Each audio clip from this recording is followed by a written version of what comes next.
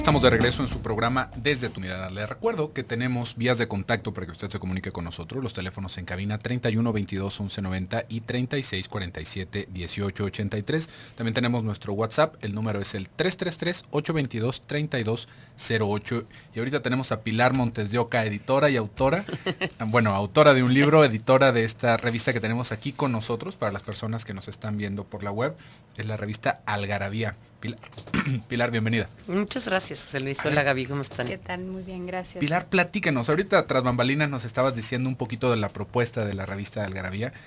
Platícanos un poquito para que la gente se antoje. Pues mira, yo creo que es una invitación al divertimento, a pasar un rato agradable, a tener textos cortos, a tener textos sencillos, textos digeridos, sin caer en lo superficial, porque es una revista que habla de temas de historia, de ciencia, pero te cuento la ciencia, ¿no? La ciencia platicadita, la historia platicadita. Podemos hablar de relatividad, podemos hablar de hoyos negros, podemos hablar de Kant, podemos hablar de Mozart, pero también podemos hablar de los toppers y qué onda tienen las mamás con los toppers, o cuando llegas al refrigerador y abres un bote de helado, pero no hay helado, hay caldo de pollo y esas cosas que nos pasan, frijoles, y nos pasa a todos, ¿no? Y también podemos hablar de las palabras que utilizamos. Aquí ocupan el ocupa y en México no se ocupa el ocupa. Entonces, es una invitación a entrarle a todos los temas de una manera muy divertida, muy entretenida, que lo platicamos fuera del aire, José Luis. La gente en México tiene esta idea de que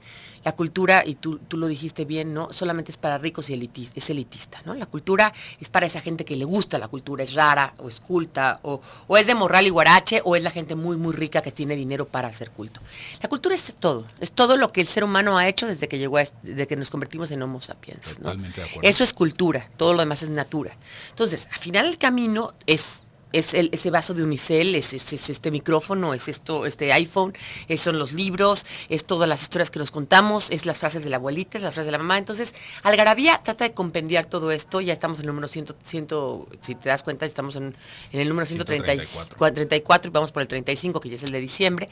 Y es una revista que tira 100,000 ejemplares, es la revista cultural más vendida en México. Suena verdaderamente interesante esta propuesta, porque además pienso que a veces, precisamente por esta idea de que ser culto nos pone en otro nivel distinto, o es señal de que estamos en otro nivel distinto, a veces las personas como que se adornan mucho, ¿no? Para tratar de explicar algo, le dan muchas vueltas y no son claros, no hacen de la información algo digerible, algo accesible para el lector o para la persona, y también, por supuesto, depende del público al que esté dirigido, pero hay muchísimas cuestiones. Tú hace un momento hablabas como de la diversidad de temas que pueden llegar a tocar, que verdaderamente son temas que, si bien quizás en algún contexto sí tengan que ser más especializados, en otro contexto, para el conocimiento general, podrían estar muy digeridos, y a veces la gente al hablar se adorna demasiado y no se da a entender, no llega a la otra persona. Se me hace muy interesante.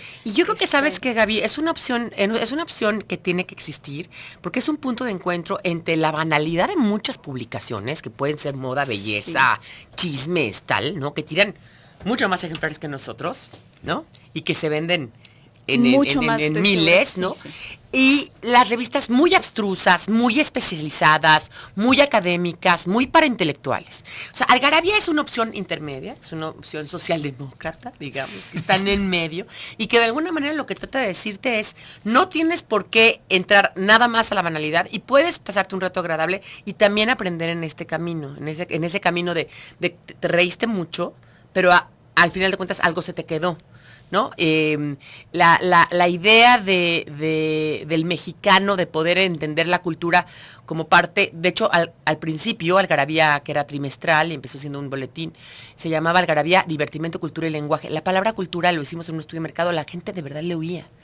Algarabía ahora es leme y sabrás, justamente porque hablamos más de saber que de cultura, porque la cultura ya implicaba una serie de, ¿cómo te diré? De rechazo, digamos, a priori, ¿no?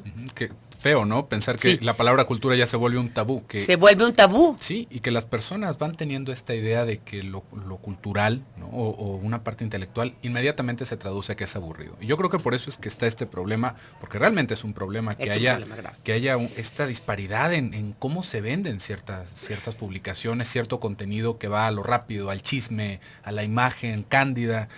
Y por el otro lado... Que además son muy claras, ¿no? Es lo amarillista, ¿no? El sexo, nosotros hablamos de sexo y tenemos números dedicados al sexo, pero desde otro punto de vista, ¿no? Sí, no de que se le cayeron los calzones. Exactamente, taxi, ¿no? Exactamente. Y yo creo que como es tú, sí es grave el problema, porque hay estudios claramente establecidos donde a pueblos más ignorantes, mayor pobreza, mayor violencia y mayor, evidente, más ignorancia, mayor pobreza, mayor crimen, mayor sojuzgamiento, digamos. Y algo que me gustó mucho, hacía el paréntesis luego llegando, ¿no? Acá con el formato que va teniendo esta revista, pero realmente muy bonito, muy bien estructurada, porque creo que uno de los principales problemas, y que lo hablábamos la semana pasada con la cultura, es que nos requiere que hagamos una pausa. No podemos involucrarnos en un aspecto cultural, en algo que quisiéramos ver un poco más profundo, rápido, ¿no? Y esto me gustó mucho de tu revista, porque es una revista que de entrada es pequeñita, ¿no? Y como tú nos vas diciendo, ya viene digerido, ya es algo que va siendo casi como un primer paso para todos ¿Sabes qué pasa? Yo creo que a todos nos tocó, a ustedes son de otra generación, pero seguramente también les tocó leer en primero de secundaria, que nos dieran a leer el Miocid, o nos dieran a leer el Chilambalamo, el Popul. No tengo nada en contra de esos textos, de hecho yo estudié letras, pero lo que te quiero decir es un niño de 13 años no tiene la capacidad, ni el contexto histórico, ni el contexto lingüístico, ni cultural, como para poder entenderlo. Entonces, automáticamente hay un rechazo a la lectura. Esto cambia en Algarabía, porque si tú la abres, te das cuenta que tiene una lectio, es decir, una forma, un layout muy parecido al de la web. Entonces, un chavo que está acostumbrado a ver todo el tiempo el Face, o estar en la web, o estar en ¿no? Cuando abre Algarabía, no le es, digamos, extraña. Algarabía es un formato que le es amigable, que le es fácil. El tamaño de la letra, como dices tú, las infografías, está lleno de infografías, está lleno de imágenes. Hasta cómo están organizadas las publicidades que exactamente. Van teniendo, ¿no? Que no es una cosa invasiva. Bueno, eso lo hacemos mucho porque somos de las pocas revistas que vive del lector. No somos una revista que viva de la publicidad. Esta revista? Pues aquí en Guadalajara prácticamente ahorita estamos en un stand de MM en la sección internacional de la Feria del Libro, pero y ahí tenemos todo, pero se consigue prácticamente en todos los locales cerrados de digamos, Sanborns y todo lo que es esto, también todas las grandes superficies que son autoservicios y ya en puestos de periódicos, ¿no? Entonces aquí es muy fácil conseguirla, en Guadalajara es muy fácil conseguirla. ¿Se puede tener una suscripción? Te puedes hacer una suscripción en laquiero@algarabia.com. Se pueden suscribir y es muy fácil porque, bueno, ya te llega a tu casa y es más fácil. Porque está verdaderamente interesante la propuesta y lamentablemente lo que dices, ¿no? Otro tipo de revistas, bueno, lanzan cualquier cantidad, lamentablemente si venden. Yo te puedo decir que 850,000 ejemplares a la semana. Sí, y lo ciencias así porque pertenezco a la Cámara Nacional de la Industria Editorial Mexicana y sé que son 850,000 ejemplares a la semana. Como se dice, ya no es lo duro sino lo tupido, exactamente, ¿no? Ya si no hay opción. Sí. Y fíjate, voy viendo acá lo primerito que me encuentro, ¿no? Charlie Brown. Mira qué lindo. Infancia es destino. ¿Cómo? ¿No? ¿En qué momento pasamos de Charlie Brown a Infancia es destino? Esa frase tan importante de el psicoanalista Fromm, ¿no? Freud. De Freud y de Fromm, porque los dos la acuñan.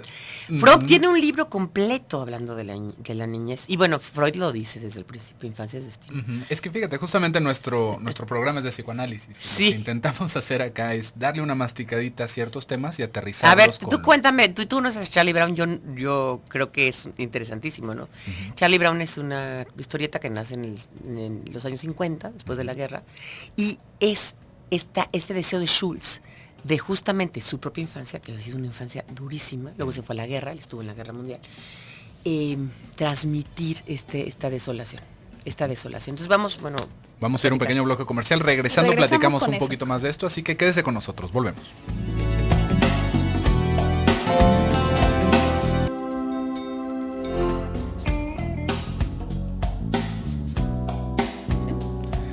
Estamos Estamos de regreso en su programa Desde tu Mirada. 6:50 ya estamos en el último bloque del programa del día de hoy. Se me hace que este programa nos va a quedar corto para todo lo que es lo que te iba a decir, hablar. a ver si luego hablamos más de más cosas, no, porque Mitos del Diván vale la pena traerlo acá. Sí, nos estabas platicando hace un momento y nos encantaría. Es un libro de mitos que la gente tiene sobre la terapia y es muy interesante. Estaría fabuloso. Y si tú no tienes la oportunidad, ya tenemos ahí una cita, pasamos por el libro, le damos una leída y aquí vamos a ustedes lo comentan, me parece muy bien. Bastante profundo ese tema.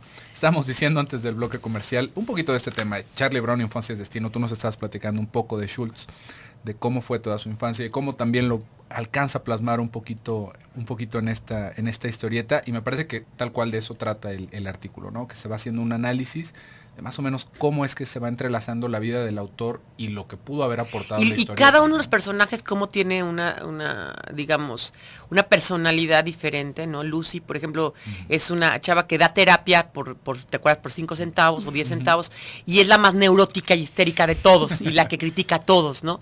Y la que está todo el tiempo haciendo stalking con Schrödinger, que es el que está tocando el piano. Es decir, hay una serie de personajes muy prototípicos que se podrían ser como unos arquetipos junguianos que Schultz genera ahí. Lo que es interesante es cómo los presenta Algarabía, porque de verdad si yo que no soy lectora de Charlie Brown, de verdad no lo soy, porque sacamos uno de Mafalda el año pasado y sí soy lectora de Mafalda, pero de Charlie Brown no, entendí muy bien y me dieron ganas de leerlo, que ese es el chiste, ¿no? Que te den ganas de irte a otros lugares, conocer otras cosas, otros espacios, porque pues Charlie Brown podrías decir que está pasado de moda, pero no, porque hay muchas cosas que nos siguen compitiendo y de leer entre competiendo. líneas, ¿no? Que eso se me hace muy lindo, porque no es nada más la historieta y ya, sino que hay algo entre líneas y está muy muy padre esto de poder desmenuzarlo, ¿no? Y exactamente.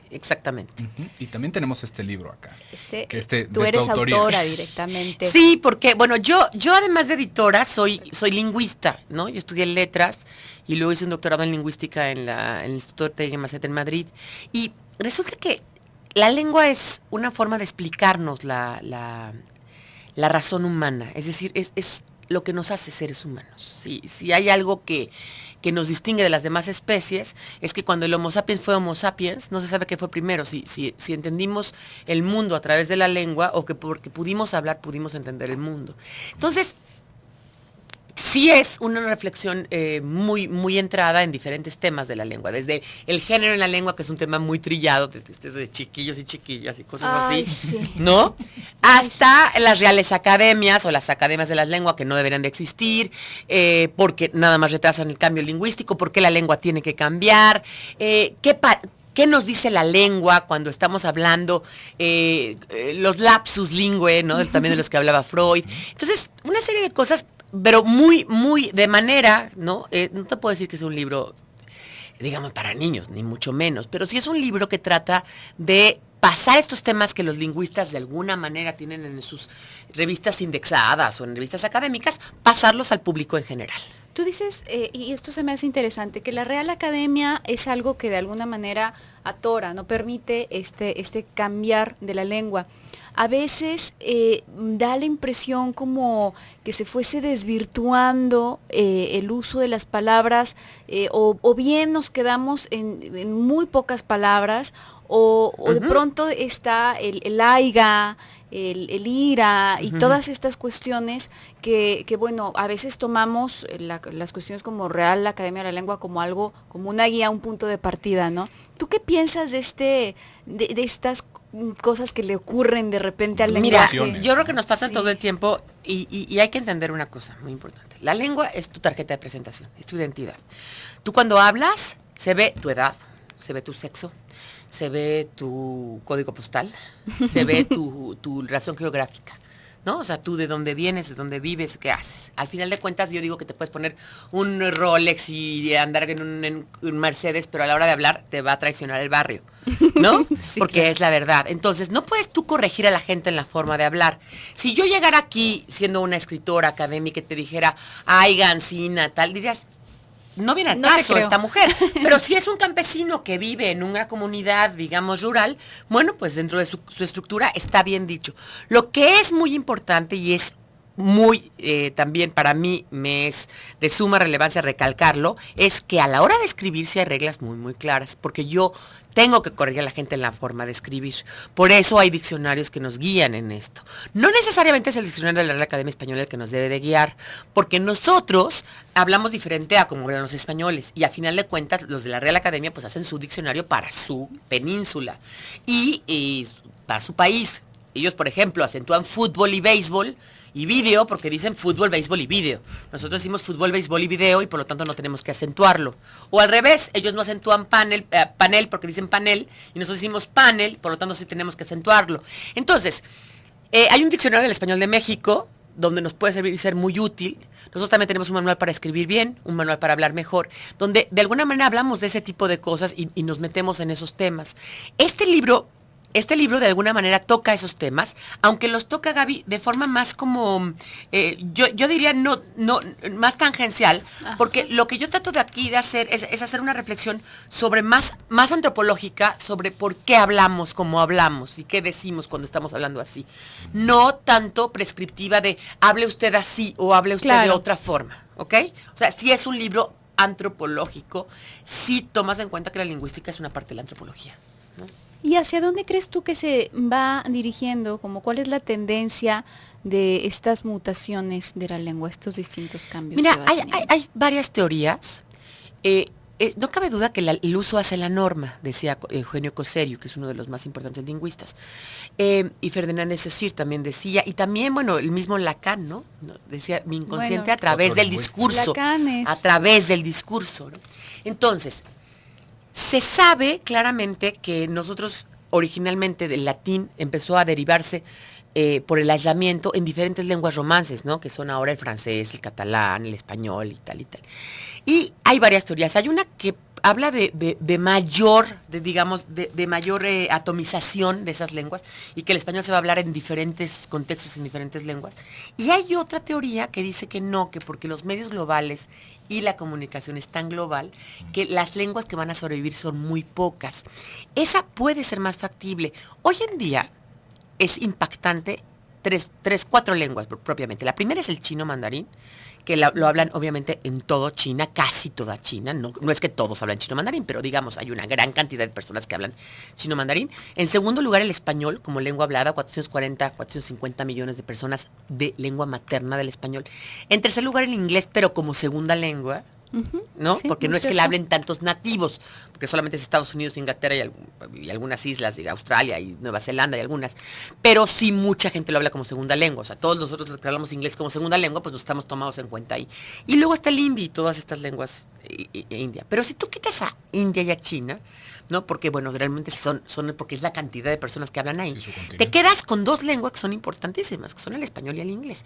Y entonces estamos hablando de que quizás sí, en un futuro dado, se crea una especie de esperanto. ¿Se acuerdan de ese esperanto que se creó en los años 70 que nunca tuvo éxito porque, bueno, no era una lengua natural?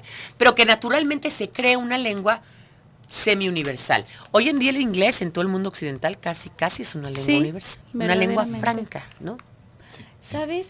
Yo creo que nos vamos a quedar muy cortos. Sí, qué horrible. De verdad, qué interesante entrevista. Gracias por invitarme. De verdad, es la mejor entrevista que me han hecho. Y nosotros en verdad estamos encantados también, ¿eh? Estamos de verdad encantados. Qué lástima tan poquito tiempo. Todo lo que llega de la fila es un descansito, ¿no? Oigan, pues yo les la verdad, les agradezco que me inviten y ahorita les vamos a dejar nuestros datos para que sigamos siempre en contacto. Sí, te quería pedir, ¿nos puedes repetir los lugares de contacto? Sí, claro, es laquiero@algarabia.com, entren a la página algarabia.com, ahí tenemos un podcast, ahí tenemos además unos taquitos de lengua que yo saco semana con semana, donde les cuento cosas sobre el lenguaje y las palabras, y también pueden suscribirse, evidentemente, a la revista, la pueden comprar en muchos puestos de periódicos, en locales cerrados, y obviamente los invito a pasar al stand que está en la sección, en la la sección internacional, y ahí los espera el libro de Vitos del Iván, donde se los voy a tener apartado para ustedes. Muy bien, muchísimas gracias, Pilar. Y bueno, pues nosotros nos tenemos que despedir por el día de hoy. Vaya quedándose con nosotros, todavía hay más programas que tienen más entrevistas y nosotros nos volvemos a escuchar el día de mañana en punto de las 6. Hasta entonces.